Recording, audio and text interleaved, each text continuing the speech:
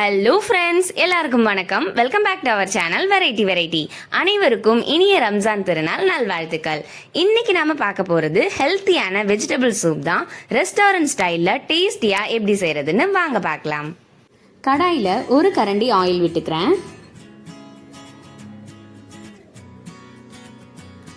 எண்ணெய் நல்லா சூடானதும் பொடியா நறுக்குன ஒரு பெரிய வெங்காயத்தை இதுல சேர்த்துக்கலாம்.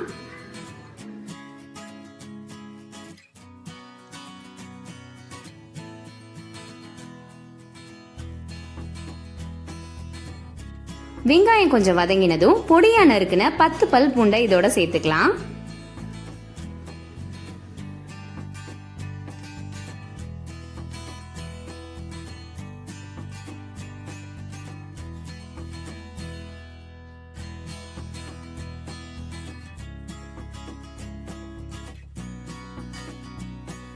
பூண்டு நல்லா வதங்கினதும் 1 ஸ்பூன் ஜீரகத்தூள் சேர்த்துக்கிறேன். 1 ஸ்பூன் மிளகுத்தூள் சேர்த்து நல்லா வதக்கிக்கலாம்.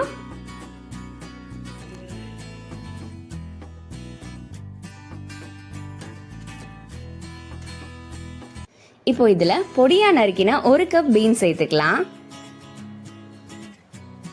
1 கப் பொடியா நறுக்கின உருளைக்கிழங்கு, பொடியா நறுக்கின கேரட் 1 கப். இப்போ இது எல்லாத்தையும் நல்லா வதக்கிக்கலாம். இதில் நமக்கு பிடிச்ச மாதிரி எந்த காய்கறி வேணாலும் சேர்த்துக்கலாம்.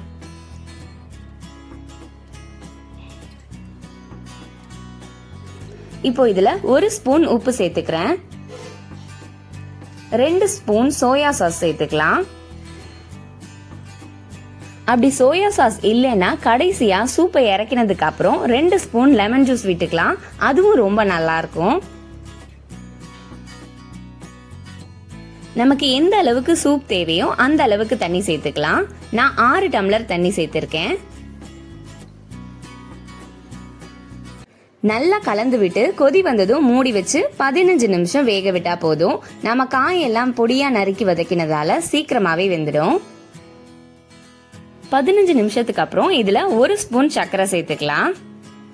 இப்போ இதுல 2 ஸ்பூன் சோள மாவு தண்ணியில கரைச்சி இதுல சேர்த்துக்கலாம். நல்லா கலந்து விட்டுட்டு 1 ஸ்பூன் மிளகுத்தூள் சேர்த்துக்கலாம். கடைசியா பொடியா நறுக்கின கொத்தமல்லி தழையை தூவி கலந்து விட்டு இறக்கிடலாம்.